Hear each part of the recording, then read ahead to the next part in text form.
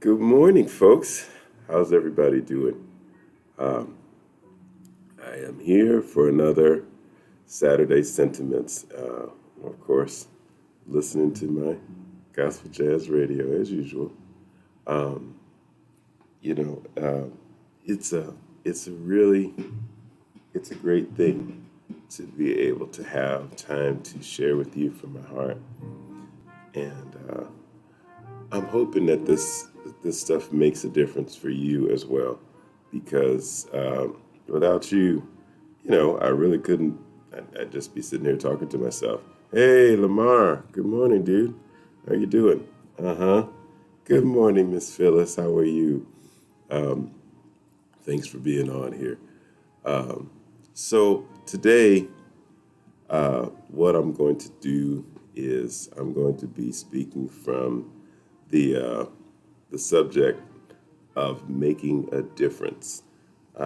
Something that's very important to me and really undergirds a lot of what I do, and specifically that song, Only Want to Serve You. So, yes, good morning. um, so, before I say that, just so you know, good morning, Sean.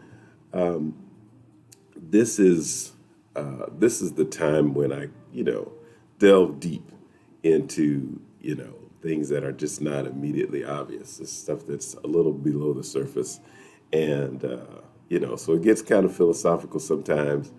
But and I know some people like just they don't like to delve so deeply, but I'm good with it. This is just the way that the Lord made me. I just love to deal with deep things. So these Saturday sentiments times are kind of my favorite time. Thank you so much, Miss Phyllis. I'm glad you enjoyed it. Yeah, I'm gonna have something special going on this coming Tuesday as well. I'm gonna say more about that later. But so first, let me give you a taste of Only Want to Serve You, so you see what it is that I'm talking about, and then uh, I'll go back to that. So let me see here. Do, do, do, do, do.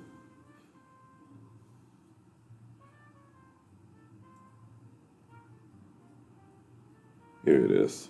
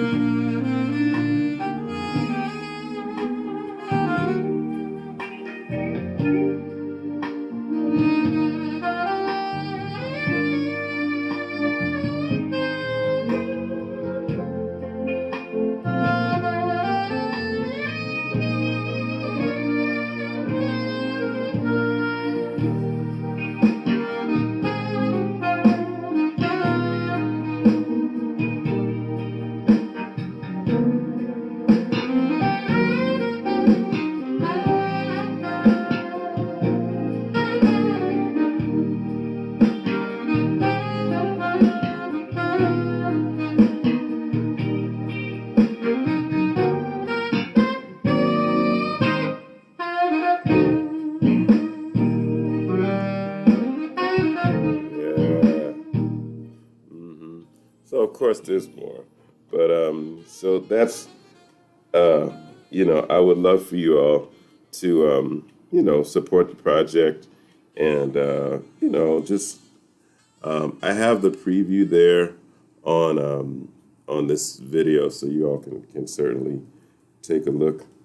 Um, but it's an instrumental song, but it actually uh, has a strong meaning behind it. Let me share what I mean. Okay, so in the book of Matthew, chapter 22, verses 36 to 40, what's happening is Jesus' disciples, just they're humans like everybody else. They wanted to know what was the greatest commandment. Hey, John, how you doing? There were 10 commandments that everybody, was, lived by. And they were like, well, teacher, tell us which one is the most important. And the thing is, if you know anything about Jesus' teaching, he never answered the question that you asked directly. He answered the question which was behind the question that you were asking. So he was pretty deep too. That's one of the reasons why I feel good when I deal with deep things. Because check it out. What he said was, love the Lord your God with all your heart, soul, and mind. And the second, that was the first greatest one. And the second, he said, was to love your neighbor as yourself.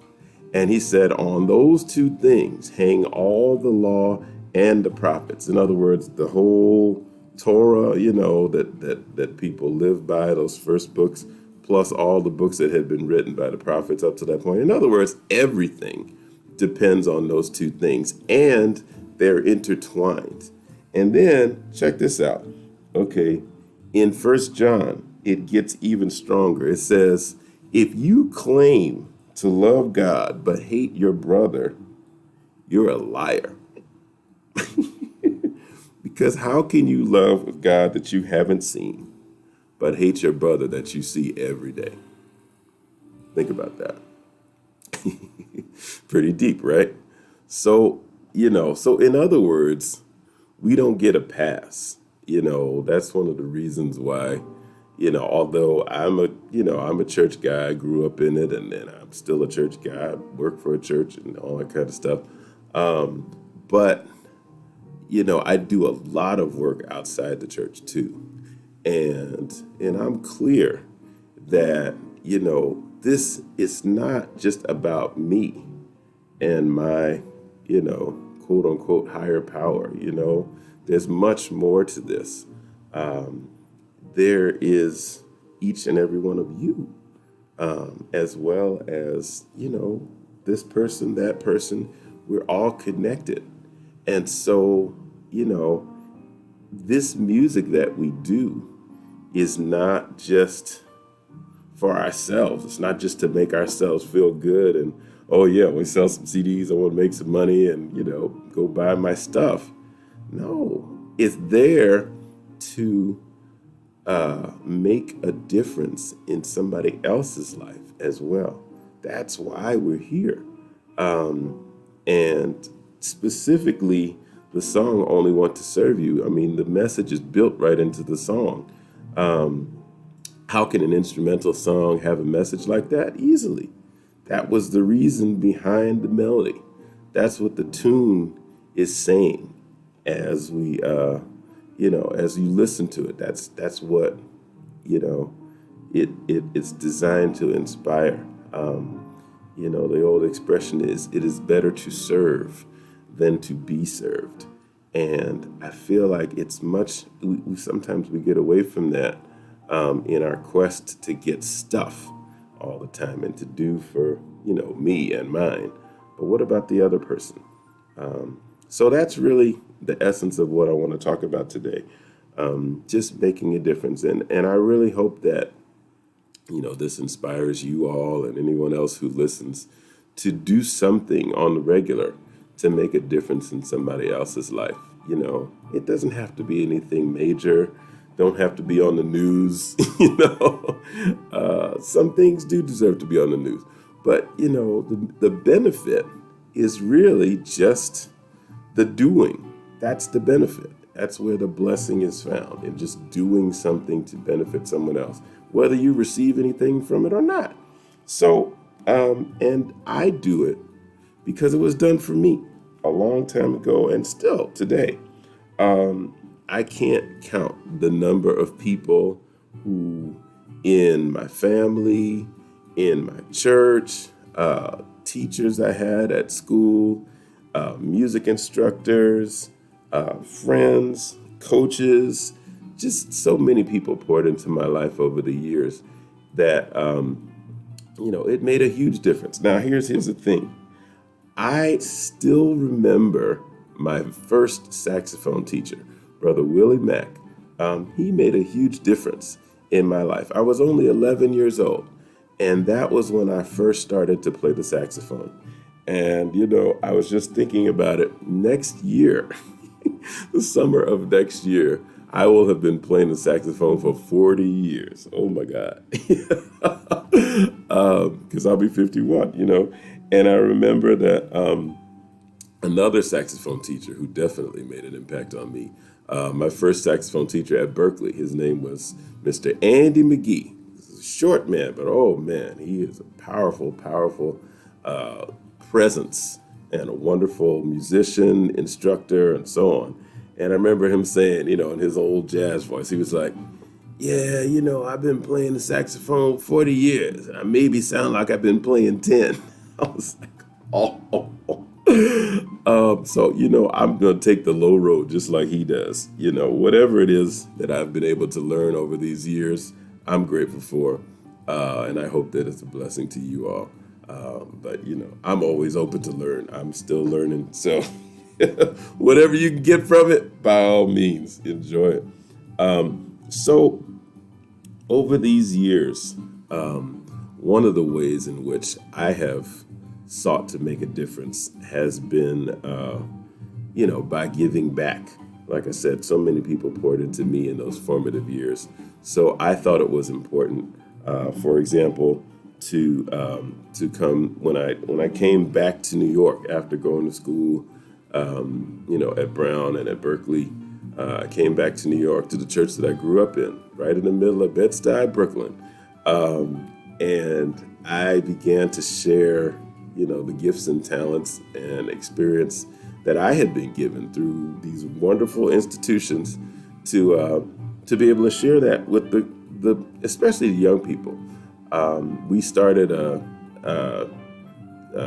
there was a youth choir that was already in existence, but I began to form relationships with the young people, and some of them started to see me as a dad figure, which at first I was a little uncomfortable with it, but because I didn't have any children at the time, and I wanted to make sure that there wasn't something how scandals start and whatever, but it was very wholesome and it was very natural.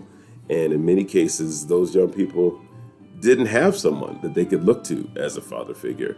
And so it was a very important role, and I was really honored, actually, by it. So I began to embrace it and even encouraged it.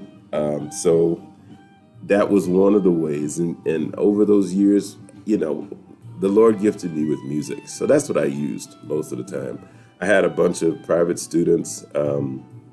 We had this thing called the Concord Music Studio, and we used to give recitals and things. And, just seeing the joy on young people's faces when they were able to accomplish, when they were able to work towards a long project and be able to present it in front of their friends, in front of their family, in a public setting, it made a big difference.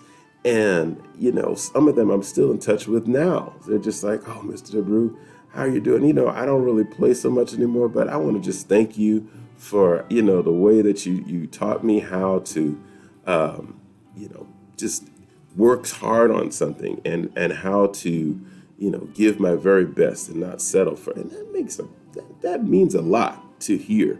And this is years and years later. Some of these kids are now adults with their own families and things, and so it kept happening. Like, I probably spent most of my life playing in churches one way or another. But there was another church in Stafford that I played for. And, there were a couple of the young people there who, kind of had a little penchant for music over and above the normal, So I just kind of worked with them on the side, showing them little things, whether it be on the piano, talking to them about music or the industry, and giving little helpful tips and little advice and stuff. And, just to see them now in what they're doing, it's beautiful. I have some of my students who are professionals in the industry now, in the music industry.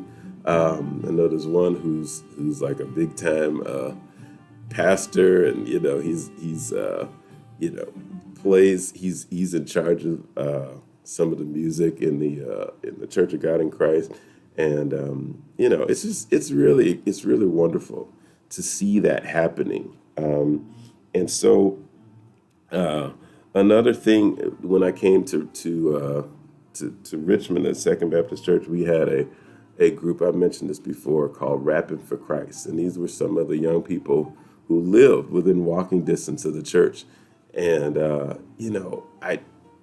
I know at different times it was kind of hard because, a lot of these folks, you know, they were dealing with stuff that young people should not have to deal with at their ages, and having in some cases just raise themselves almost, but they were there at the church all the time, just, because it was a safe place for them to come. They didn't have to worry about somebody cussing them, somebody trying to fight them and all this stuff.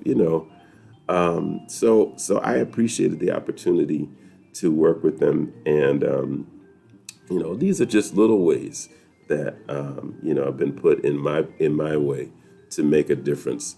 And I'm sure there are lots of ways that you all are making differences, and maybe you don't even think about them. But for anybody who listens to Jazz in the Spirit, just know from right from the composer that is one of the ultimate goals of Jazz in the Spirit, is to inspire you all to make a difference, to go and serve. If you are a Christian person, and I know that everybody that listens to Jazz in the Spirit is not, so that's okay. But if you are, I want to encourage you to serve God through serving others. That's really the point of this whole thing. It's not just to, so I can feel good about myself, and I you know how many songs that get written about, Lord, every song, every sentence starts with I. But what about we? What about, I love my brother, I want to do something for my sister, those kinds of songs. So that's what I would like to see more of. So, those of you that are writers, let's get to work, okay? Because the world needs us, So the last thing is, I just wanted to share this story. It's a little long, but I hope y'all don't mind. It's just about a very, very special difference that was made in my life. This was back in the early 90s. Okay, so I told you I'd gone to Brown University, and I was young. I started when I was 16 years old. Woo, it was rough, but but I made it through. I had to take a year off. I came back. But one of the things that happened while I was there, I've always done stuff a little bit differently than everybody else. There were three different majors that we had. One of them was the most popular one, was music theory and composition. Then the next one was music history. The third one, which nobody else did but me, was ethnomusicology. So those were three specialties within the music major. And, ethnomusicology just spoke to me. They were all, Brown is an amazing school with a rich history and a tremendous, tremendous educational opportunity, for which I'm always grateful. The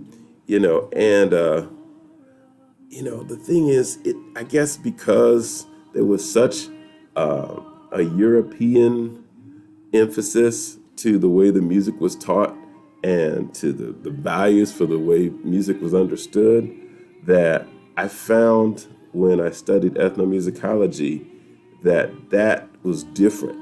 That the whole point of ethnomusicology was to understand music not from the perspective of imposing rules and imposing principles, but actually just getting to understand the music from the context in which it was offered, whether that be, in Eastern Europe, whether that be in India, whether that be in China, whether that be in Ghana, whether that be in Cuba, whether that be in Brazil, wherever it is.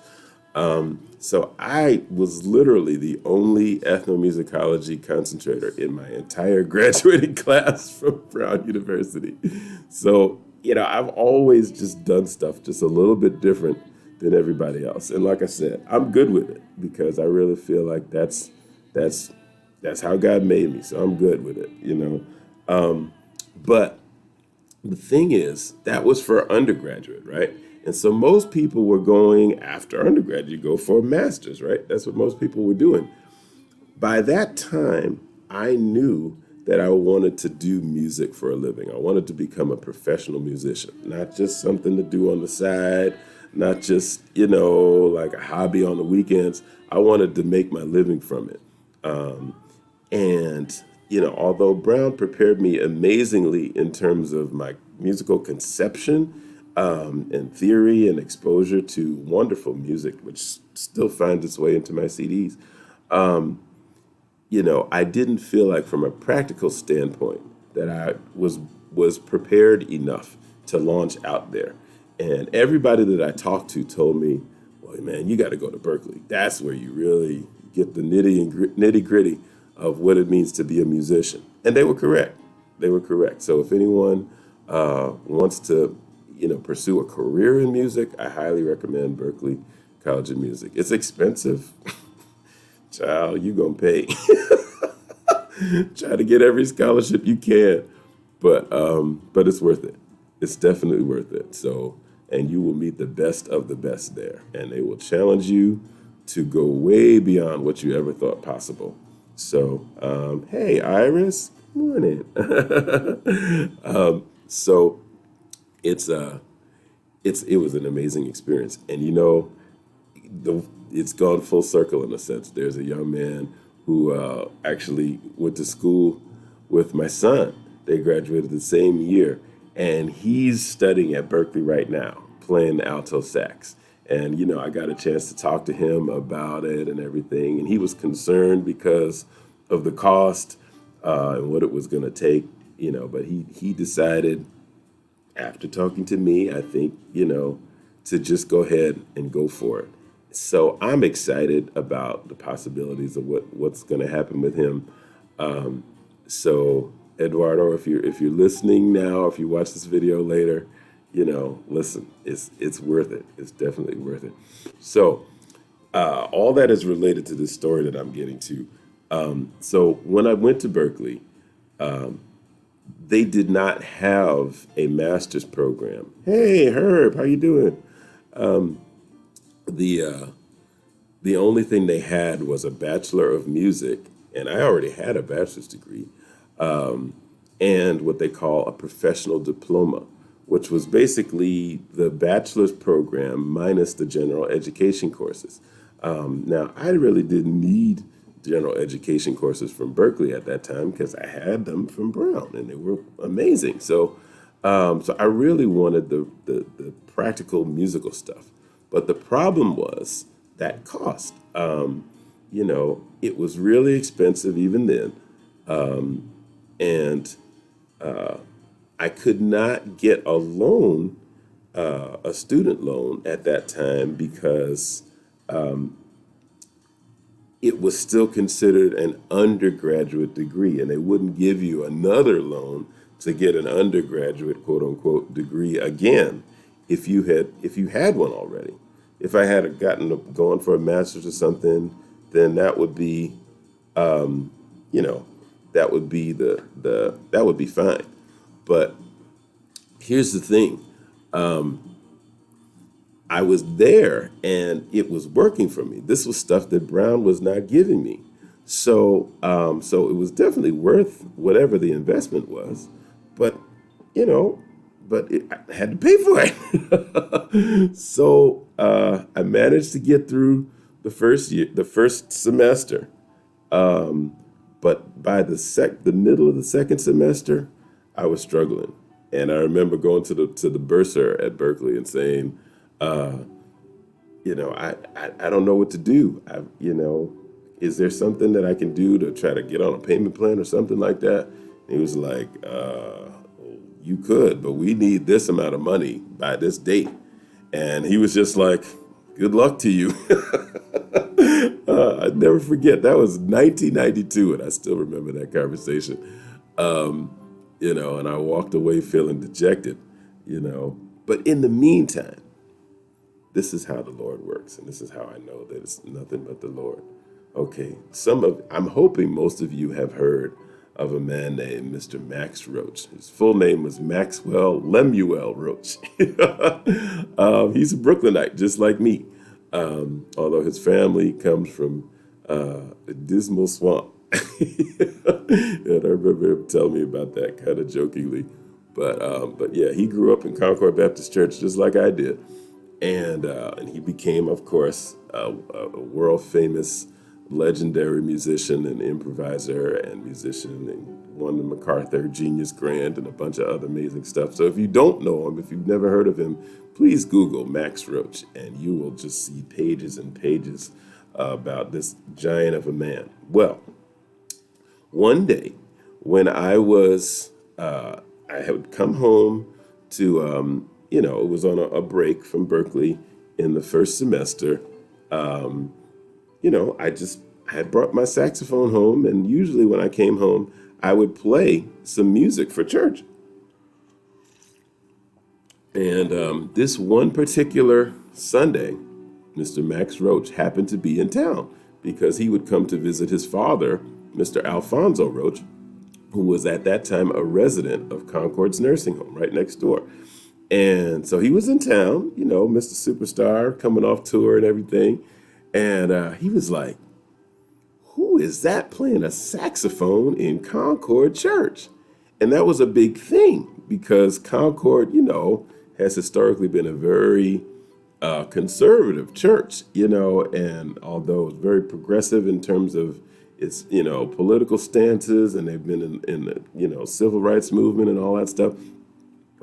In terms of the music, they really kind of aspired to the kind of, the cathedral vibe, with the spirituals and didn't have drums for a long time, had the big old pipe organ and, it's a beautiful, beautiful sanctuary. Huge. If you've ever been there, one of the top churches in Brooklyn, for many, many years. Thing is, for him, the saxophone was like, wow, who was doing that? So he wanted to find out who it was. And he asked somebody, he said, find out for me who that is. And somebody came upstairs because I was up on the balcony. Like I said, it's a huge church. I was up on the balcony where the pipe organ was. And he was down in the narthex. And so somebody told me, Mr. Max Roach wants to know who you are. And I was like, oh. So at the end of service, I don't know if I ran, but I tried to walk very quickly, but I might have run. Down there. I was so excited. I was like, Mr. Roach, it's such an honor to meet you. Thank you so much for, I was telling him I was at Berkeley and all this stuff. And he just took time to hear from me. Hi, Miss Sandra.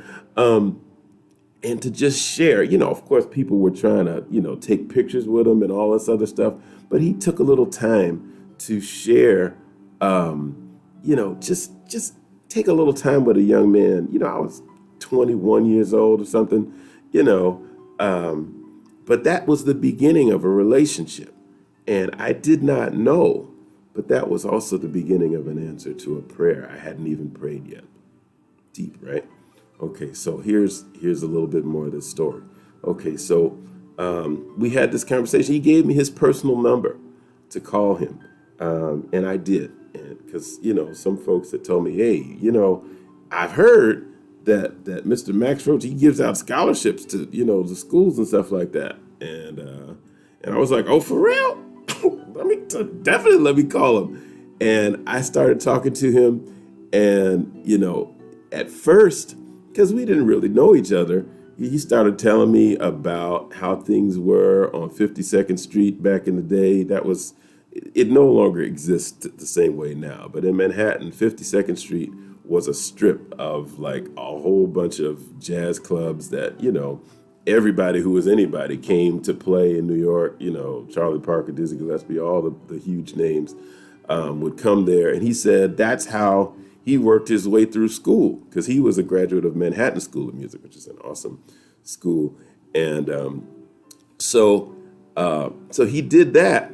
But, in telling me the story, it was a great story. But I was like, Mr. Roach, but I need money now. And 52nd Street doesn't exist anymore, in the same way. And I was kind of getting a little disappointed. I was like, oh, this isn't going anywhere. I was grateful for the story, but I was like, there was a sense of urgency here. Because, and he said, well, here, let's do this. This may be the second or the third conversation you had to kind of warm up to me, He was like, why don't you come over and you do some transcription work for me? I was like, come over? Okay, I can do that. He had this magnificent apartment on Central Park West. If any of you have ever been to Manhattan, those places, man, you almost have to be a millionaire to afford, or maybe you have to afford a place right off of Central Park West. It's prime real estate, and his apartment was amazing. So just to be able to go there was an honor. But transcription work. Now, here's the thing. This is how the Lord prepares me. I had been doing music notation since at least I was a teenager, just practicing, writing it out by hand. So, and then of course, Brown taught me a lot about doing that. And then Berkeley, there was a notation class that I actually placed out of because I was so good at it by that time. So preparation is important. Okay, so here I'm at this, this man's house, and he wants me to do some transcriptions for a string quartet. His daughter, Maxine Roach, who was a violist, and she had a group called the Uptown String Quartet, and he wanted me to do some transcriptions for them. And so you take the music that was written in a score form, and you write each part out for the individual instruments. That's right, Herb. So I did that, best handwriting I could find. I was working my little something off, trying to make sure that I gave him the best that I had. So it took several days, and all that time that I was doing that work, people were coming through, he was on the phone with folks from all over the world. And, I got a chance to just kind of, see the Max Roach vibe, how this celebrity lived, while I was sitting there working, and everybody came by and said, hey, this is a young man from Concord Church, he's working his way through school, say hello to him, so Max Roach is introducing me. I'm like, wow, So as it turned out, there was one day when I used to take the train from Bed-Stuy, Brooklyn. That's where I grew up. That's where I lived, and all the way up to Central Park West. Y'all know, those of you that are from New York, it takes about an hour to get there, sometimes more. But this one particular day, I wasn't feeling that well. So, my first mind told me to just call him and tell him I couldn't go. But I was like, I don't want to have any reason for this man to, think just that I'm not serious or anything. So I was like, okay, well, I'm not gonna eat right now. I just kind of hope that my stomach will settle down. I was feeling a little strange on the train, but it managed to calm down. So when I first got there, I was fine. But as the day went on, and this was during the winter break, I started feeling queasy, and I was like, oh no, Lord, no, please, please, please, please. So what happened? Yeah, I got nauseous, y'all, and I threw up all over the man's table, all over my work I had just been doing, on his rug. It was terrible. It was a horrible thing, Paul. And I almost cried. I really wanted to cry, but if I wasn't at his house, I probably would have. And when he came in, the look on his face, because listen, y'all, he was a very nice man, but he had a temper too. and he was like, why didn't you go to the bathroom? He had that jazz voice. And I was like, Mr. Roach, I'm so sorry. I don't know what happened. I couldn't make it. I couldn't get there. I was just like, oh my God, this is over. He's going to throw me out. I'm never going to see him again, whatever. So he had compassion on me, y'all. He had compassion on me. And he said, all right, well, we got to clean this up, right? And so I began, he got me some little stuff to start working on the rug, and I was scrubbing like, oh God, like I had never scrubbed before. And later, he gave me, like I put some of my clothes in his little laundry thing he had, and, he gave me one of his little nice robes from Japan to wear in the meantime, which was awesome. And later, we went out to a hardware store to get some more stuff to clean with because, we were about to get it going. And I was hanging with Max Roach walking to the hardware store. And, everybody, of course, knew him. Hey, Max, how you doing?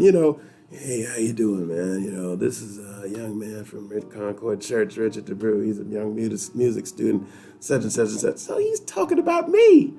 I'm like, man, this is all right. So something that was horrible turned into something that was wonderful. And then, okay, so first of all, I had to redo all this stuff. So I did that. That was a given. I was going to do that. But do you know, the same day, y'all, and I kid you not, I will never, ever, ever forget this as long as I live. Okay, later on that day, it's almost time to go home, and he's like, so how much did you say you needed for this tuition you've been talking about? And I said, well, Mr. Roach, honestly, I'm going to need $1,600. Now, at that time, it was huge. That was money that, there was no way I could ever. And he said, all right, give me a minute. The man went to his checkbook and wrote me a check for $1,600, y'all. I mean, I won't say like it was nothing because I don't know, but it sure seemed like it was nothing. He just and handed it to me. I had never seen a check for $1,600 before, y'all. Never, ever before. And I took a picture of it later. I don't know if I still have it, but it changed my life. It changed my life because I did not have a way to pay for that second semester. My parents had overextended themselves trying to pay for Brown, taking out loans. I had loans. There was no other way. But what this man did out of the goodness of his heart made a difference in my life and literally changed the course of my life. Because had I not been able to go back to Berkeley, who knows whether I would be doing this now? Can't even say. But because he did, because he took that time to invest in me, not trying to get anything for himself. I mean, it wasn't like, this was going to be this wasn't going to make the news and he didn't tell anybody about it, whatever. But I'm going to tell you one thing. I tell it as often as I can. And, Mr. Roach, he's passed on now. And, but Lord knows his legacy lives in me for real and for true. And, when I found out that he had passed away, they had a funeral for him up at Riverside Church. I was on the bus. I was like, well, I don't care what I have to do. I got to get there. And I did. And they even took a couple of pictures. Some of the jazz musicians, like that Great Day in Harlem picture, they had one on the steps of the park that's right across from Riverside Church. And I got in the picture, because, that's how you make a difference. That's why it's important to not only love the Lord, but to love your neighbor as yourself, because it's in that we actually are serving. And so when I say, I only want to serve you, and I'm not just talking about the Lord, I'm talking about each and every one of you, and I'm talking about doing something for somebody else, I mean it. I really do. And I hope that you do too. I really believe that you all do. So, so go and do likewise. And I've wanted for a long time to have a way to share stories of what people do to make a difference, because I know you all do it.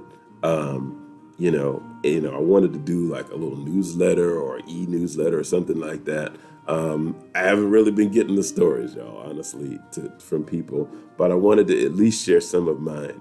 So maybe that might inspire you to share yours. If you have some stories that you want to share, send them to me. info@jazzinthespirit.com. I would love, love, love to hear from you. Or, if it's easier, you can send a message directly on Facebook, directly on YouTube, directly on Instagram, whatever. You could do that. I would love to hear from you. Hey, Cheryl, how you doing? Thank you so much. Hey, Auntie, good to see you too.